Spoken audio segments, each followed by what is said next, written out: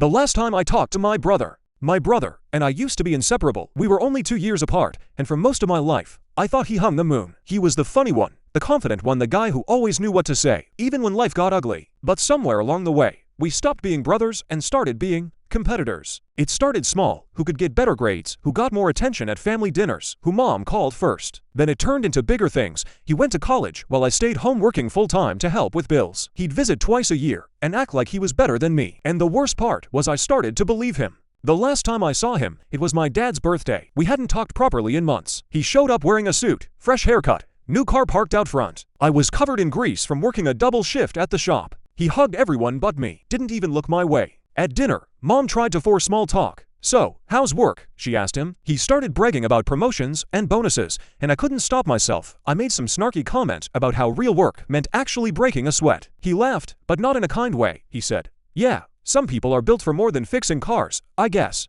Everyone went silent. Dad told us to knock it off, but it was too late. We'd both drawn blood. After dinner, I went outside to cool off, and he followed me. We stood in the driveway, that same tension between us hanging heavier than ever. We went back and forth until I finally told him to get out of my life if he thought he was so much better, and he did. That was the last thing I ever said to him. 2 weeks later, Mom called me at work. He'd been in an accident on the highway, fell asleep behind the wheel after working late. He didn't make it. I drove to the hospital anyway, like somehow I could undo everything. But when I saw him there still, quiet, I realized how pointless our pride had been. All those words we threw at each other that night meant nothing. He wasn't my competition. He was my brother. It's been 3 years now. Sometimes I still catch myself looking at my phone, thinking I should text him, tell him I'm sorry. But then I remember I already said the last words I'll ever get to say, and they weren't the right ones.